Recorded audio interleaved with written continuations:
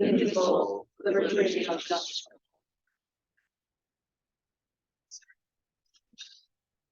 So I haven't done this in quite some time. I thought I would actually read the official rules. I typically just kind of throw it to the wind and we open things up, but I thought just for review. The purpose of this gathering is to hear from and converse with members of the public. Format is an informal discussion forum. No predetermined agenda topics will be scheduled, yet some rules do apply.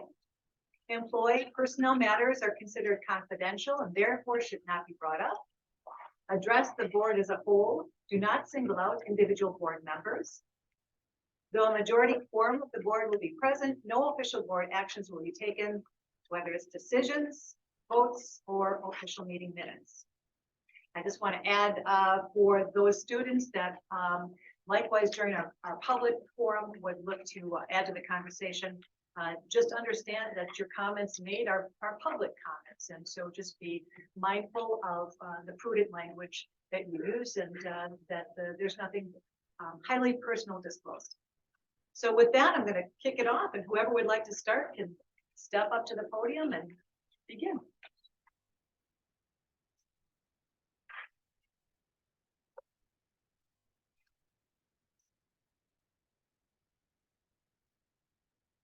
Thank you. I usually like getting the last word in rather than the first one. So my name is Sue Shuffle. I am a community member and a parent of two Arrowhead students, a junior and a senior. What I wanted to address was the discussion about the block classing to start in 2024. Now, I do understand, obviously, my children will not be affected by this. My daughter's going to get out. But the fact that I felt grateful that my children would be out before this happened is what's compelling me to be here today. I'm also obviously still a homeowner in the district, going to be for quite a little while, and your decisions obviously affect the reputation of the district and the saleability of my home. So all sorts of important reasons for being here. I guess I kind of wanted to lead off with the fact that other than that, I'm not actually going to share any of my opinions because I'm not an educator. My experience in education, professional experience in education, comes from being a sub-aide during COVID. You called, I answered, that's about it. But it did give me some insight in the classroom and again as a parent. The opinions I really want you to focus on when you're making this decision are not necessarily ours. I mean, as the parents, you had about a 17% response on parents. And of that crew, again, we're not professional educators, 20% only were for this decision. The students who are, I would think, arguably the greatest stakeholders in it, it's their future. 41% of them responded and only 9% were for it. I'm a firm believer in you hire subject matter experts and you do what they tell you to do, unless there's something obvious or gross going on within that context. I think we've done that. I think we've hired some excellent subject matter experts. And by hired, I mean we've voted you all onto the board. You've hired a wonderful administration for whom I have a great deal of respect and have several friends in the administration. You've also hired a staff full of excellent educators. So when 78% of the education staff has voted on this issue and only 16% are for it, I've got to ask myself, these are our subject matter experts. Some of them have master's degrees and PhDs in exactly this topic. And they've got enough fear about this change that 16% are the only ones willing to say, yeah, this will help, this will improve the situation. My kids are probably a little bit on the unique side of things. They've taken heavily a lot of AP classes. I'm fortunate, I'm blessed. I understand that the impact on these AP classes is going to be on several of them, especially dire. These are subjects where every minute counts, every second they're spending preparing for that big exam that's going to not just give them credit in college, but sometimes determine which colleges they can get into. That's that kind of world now. If we are considering this and knowing that teachers who teach AP classes voted along in this situation, I think we have to ask ourselves that if so many numbers, I think my daughter says that nine AP classes are going to be affected by this. In fact, 3 she's going to take next year. you have to wonder if this is really a good idea. I think that's all I really wanted to say. Thank you for considering the issue, and I hope that you will consider, again, the opinions of the professional people that we've hired for this job and see what they have to say. Thank you. Thank you. We should address that though, the misconception that 980s are losing minutes. Now we've adjusted, so they'll actually gain 1,000 minutes. All 9 of them. All of them, including All of those them. upper physics and calculus classes? The other 11 will gain about 500 minutes, and the 9 will gain 1,000 minutes. Can I ask you directly a question regarding that sample, schedule that you gave? The one that was presented, on On the the slide. website? In that sample, you showed, basically the initial block that would be the resource period. You had 3 blocks specifically for academics, and then 1 block for lunch / a class. And the one you listed there was English 9. So under that model, and English 9 alternating with health, under that model, are you saying that classes like English 9 will only be presented 40 minutes every other day? So how is that going to work then? It's 115 minutes. Block is That long block for is 200. Yeah. So you either have a 30-minute lunch, an 85-minute class, or an 85-minute class for 30. Okay.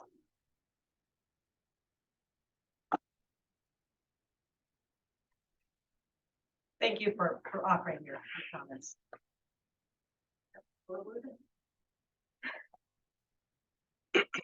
Hi, I'm Laura Braden. My 2 oldest kids graduated from Arrowhead, and then my youngest is gonna be a freshman next year.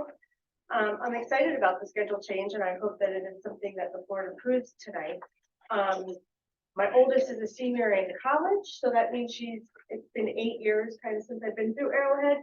And frankly, I haven't seen, I'm in and out, you know, because my kids, the 2 are oldest, but haven't seen a lot of changes with student achievement going on at Arrowhead.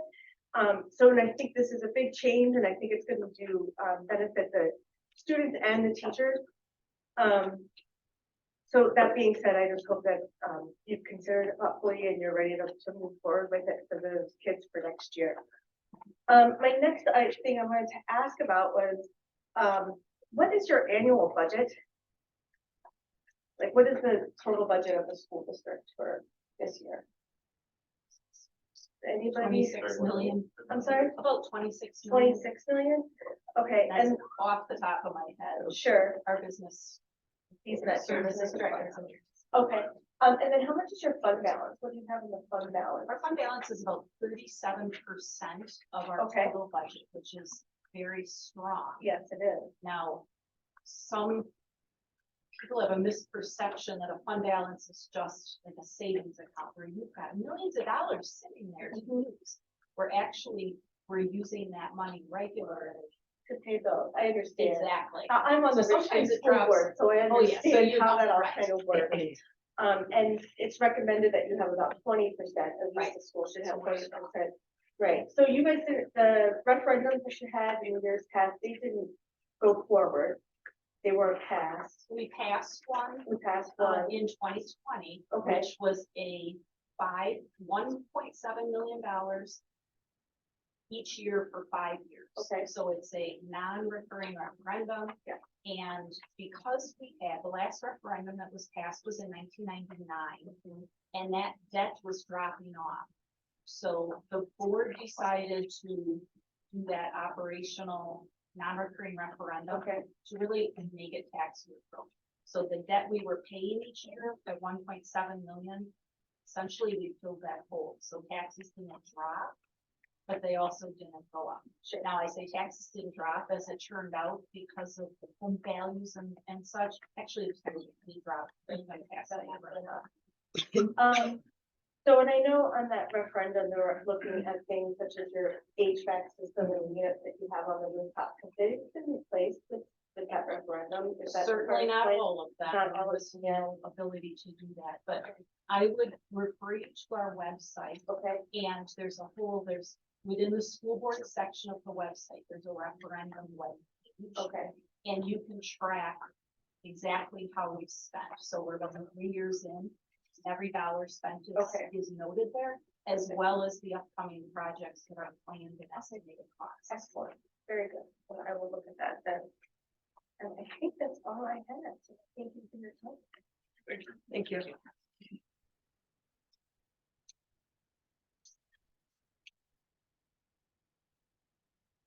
Anyone else? I didn't invite you up.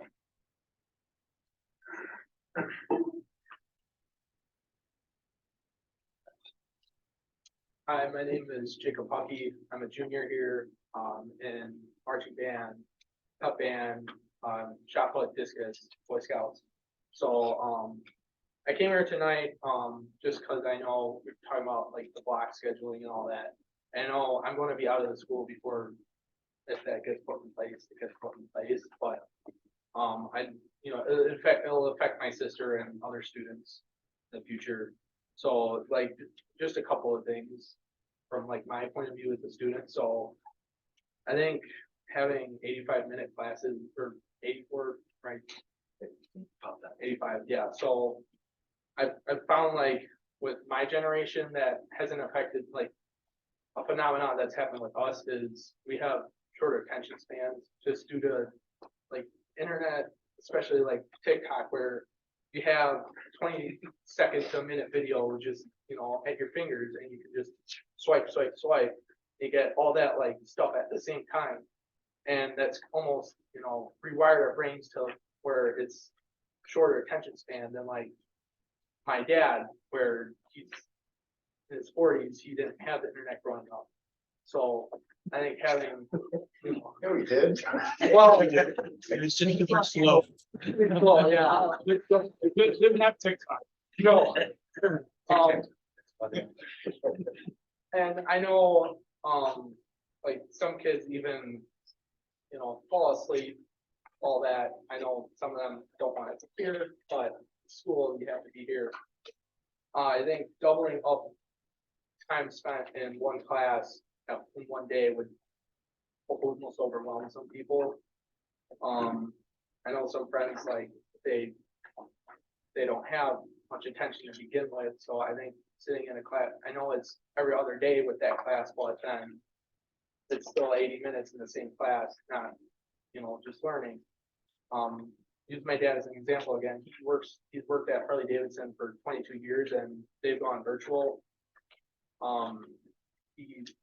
So I see him every day on his computer and he'll have like 2-hour conferences and those aren't necessarily the most fun. Around an hour, he'll, walk around the house, do anything to get his mind off just cause sitting there for 2 hours straight, staring at a computer, listening to people talk, he has to, like with anyone, just like get your mind off of it. Cause then when you get back into, like, when he gets back to sitting, it's almost like a reset where it's not 2 hours straight, but like an hour sitting, 15 minutes doing something active and then going back to it. So I had more attention with that. Also, I know we have some classes that are blocks. So like woods, auto, welding, metals. I know those should stay blocked because like I don't have like a car jack at my house where I can just do work on my car or welders or a bandsaw or anything like that. While normal classes like math, social studies, English, you have homework because then you can take it home.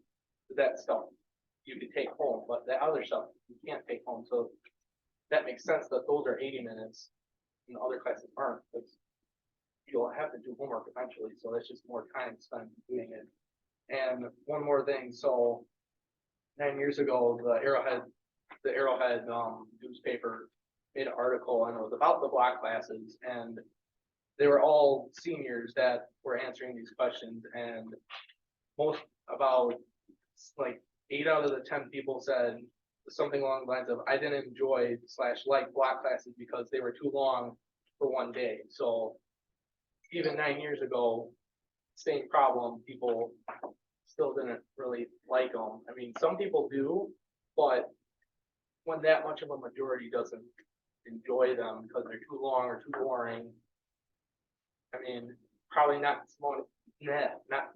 much is going to change, especially us because we have like technology's advanced so much where everything's more fast, so we're not used to waiting around, so I mean, 85 minutes just seems a little too long, in my opinion. And one thing, so I know on the like the daily slides, it said something about like the same bell for both campuses, right? So what time would the bell ring in the morning? Like, would it be 7:30 or? I know it's 7:25. Yeah, 7:25, we haven't identified. Okay.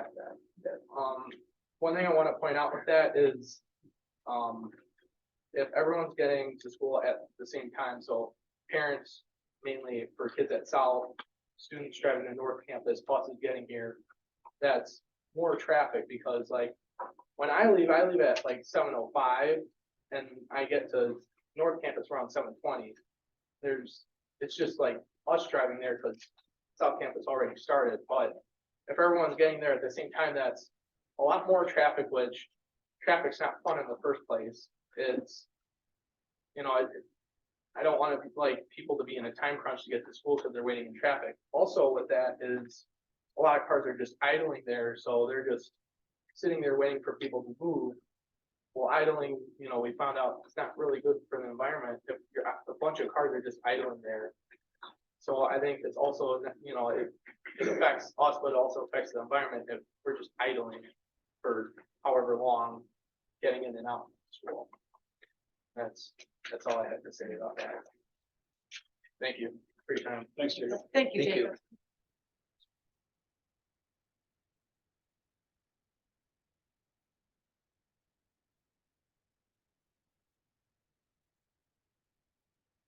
My name is Jessica Heckenkamp. I'm a sophomore here. So previously, I'd like agreed with a lot of the points that the previous speaker made. I was like pretty against the block schedule at first. I think a large part of that is I was just like thinking about like our current blocks, some of them are really hard to focus in. I think a lot of students feel similarly just because they didn't have a whole lot of information about how the block like linear schedule would work. I know like teachers and administrators like provided that to students, but I know a lot of them didn't even look at it. Basically, so now I'm like more open to the change of the block schedule, but I still have a few questions.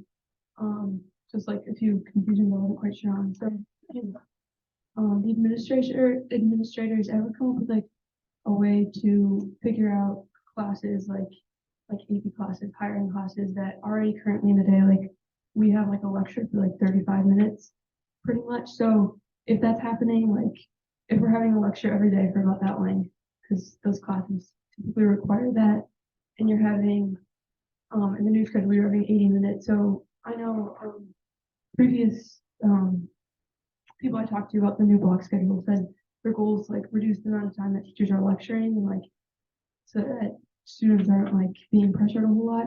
I was wondering like how that's going to work with like higher classes because every other day you're having 80 minutes and every day currently we're having about 30 to 40 minutes of a lecture. So how does that work with like higher classes? Because when the full 80 minutes or about close to 80 minutes being like lecturing time, how does that then work regulated? I can answer that for you. I think the total amount of lecture time would simply be broken up. And so, you know, from attention spans, as Jacob talked about, we have to break up those sit and get opportunities. It doesn't mean that there is an opportunity that this is still part of learning and still definitely part of those AP classes, but you have to break it up every 10 minutes, 15 minutes, some opportunity to process, talk with a partner, solve a problem, read an article, see a video clip, right? And come back in and transition to perhaps the next part of that lesson or lecture that holds attention spans. Whether it be an 85-minute or a 40-minute, you need to be able to break up into multiple parts. True at any conference any adult sits at or conference call on a Zoom meeting when it's broken up and there are different segments of it, it does help focus and something active in between. So I think ultimately the same direct instruction can still be there. It just might have to be broken up into them. Another opportunity in the block is to flip it, which is what we're looking to do, which is right now, when you're getting that 35-minute lecture, you're sent home to do the work, right, to apply it. In a block, you have the opportunity to flip it, send that lecture home, right? So a teacher could report his or herself giving that lecture, and then you come into the class the next day, you're ready to apply right then, after conversation with student or whatever it may be. And then you can still have time for the next lecture, apply at home on your own. So there's a different cycle it can look like, rather than lecture, homework, lecture, homework, lecture. Does that make sense? Yeah. And then what are you planning to do about like classes that are already blocked within like two classes? What, okay, geometry and algebra 2 for like example, like students take that as a block, so they're taking geometry and algebra 2 in 1 year. Take the 15. So it's the same. Yeah, daily block, a daily math block. And then if the like two campuses are on the same like bell schedule, how do you plan on like accounting for students who have to walk between? We're gonna have 8 minutes in between classes. So we tested it, though Mr. Kurth and Mr. Poles have longer.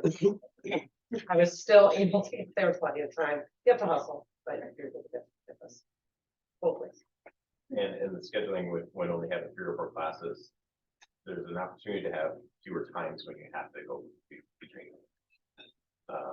We can address scheduling situations where most of your south classes will be on one day, most of your north on the other day.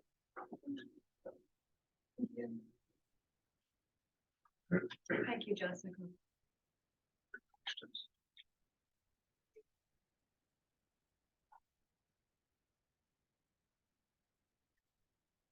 It's it's wonderful to get into the feasibility of this big change. There's one always thinks of desirability, feasibility, and viability when thinking about a major change like this.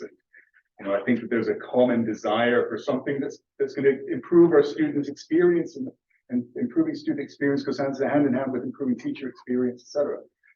Educational outcome is an absolute desirable outcome. And I defer to the professionals who are trying to design something, who are engaging the staff. I defer, obviously, to the students who have to go through the change. I don't have to go through any of the changes myself, teachers and students primarily. And so I have a very empathetic and I also recognize that we survey not, in this case, not to get votes, but to learn. We poke this big piece of jello called an organization or stakeholders to see how it responds. What does resistance tell us? What do people who are in favor of it tell us? What does that say about the change that we're trying to go through? So I think that the administration has gone through all of this great care. And as you heard from the students, they're very focused on, so what does it mean? Because we're doing something very, I'll use the word intimate. We're playing with the minutes of people's lives. And that requires trust. And I don't know if we have that environment of trust at the moment. And it's an open question. But I believe, that it sits in the back of my mind that we've done things lately, the discourse in our community and in society at large has undermined trust. And if I'm an educator, I would feel a sense of a lack of trust. I like to think about a trust bank account, and we've been making some big withdrawals with policy 333, 334, 651, and there's this sense of suspicion about teachers. We've got to do something about that, because a change like this is precisely when we need a healthy balance. And I don't know what to do about that. But I am in favor of this schedule as I understand it, but I think it's all down to the implementation of it. And the implementation of it is going to have to require detail as to how it's going to work. It's going to have to really make sure that we've understood all the reasons why it might fail and to address those rubs, but we're going to need trust. And we have to find that somewhere. Thank you, John. Anyone else?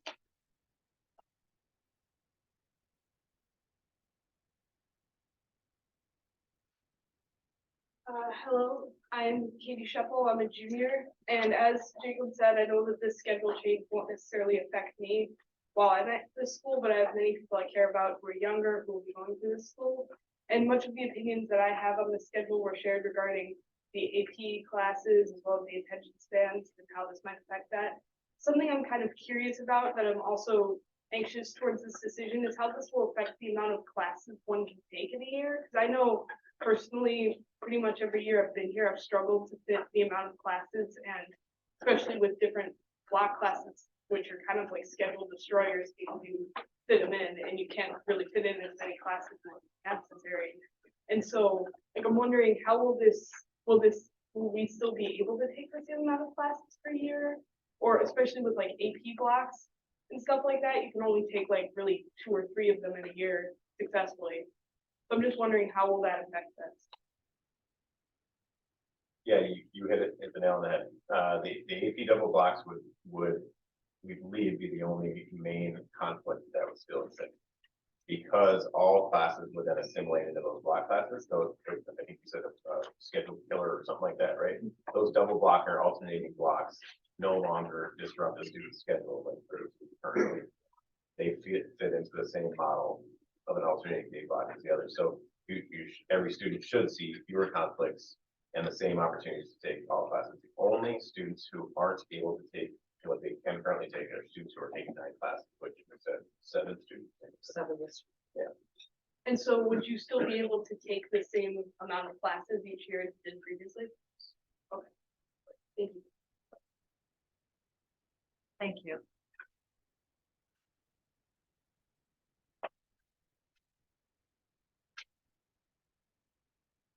So I want to stray away from the block scheduling just a tiny bit. So at our October meeting, Chairperson Hemmer, you talked about the signage policy that I think it was other schools had passed. I think it might have been Oconomowoc, where it was I think it was banning some symbols and stuff. And you said that the school board should consider it. Could you like elaborate on this anymore, please? Well, I don't think we'll be considering anything soon. That was just something that I was thinking of. And it hasn't come to fruition yet since we're working on other things. What I would like to see is just necessary signage in classrooms that aren't political in nature, only one way or another. Maybe necessary to what's going on in the classroom. Of course, the American flag, but nothing else that is really basically a distraction. How would you determine if something is political? Well, you can look at something and past history, how it relates to certain things, what kind of ideology it's promoting, that type of thing. So if I were to hate the United States, just as a hypothetical, and I just really disagree with its past history and a lot of what it stands for, would that not be seen as a political thing? Would that be a distraction in class? If my ideology was there and it was that present to me, then yeah, I guess it would be a distraction. As a teacher or student? As a student. Okay. Me personally, it's not a distraction for me, but I wonder for other students, I know it would be. So I don't believe that anything that represents our country should be considered having to be banned. all right, thank you very much.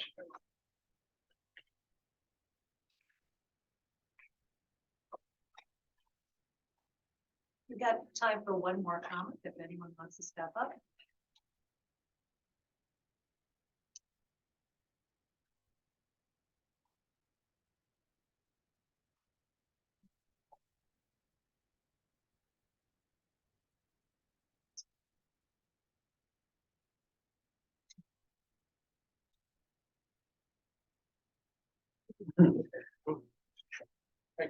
Could I ask a quick question?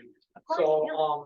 with, like, cause, I'm in jazz band too, so, the block scheduling, how would jazz, like, any concert bands, how would they be affected? Like, would they also be like 80 minutes every day, or would they be every other day? Like personally, me, like, I like practicing every day instead of like, every other day is a band. So I'm just wondering if those would also be every other day, or, yeah. Yeah, all classes all Okay. become alternating day class. But one of the things that when we visited other schools, we noticed that when there's also a resource period attached to that, there were opportunities for sectional practices and individual practices with, different ensemble Yeah. groups or groups within your ensembles, and that's really. Oh, all right, I was just wondering. Thank you. Well, that will close the, dialogue part of our evening, and, we're gonna move right into our board meeting. With that, we'll stand once again and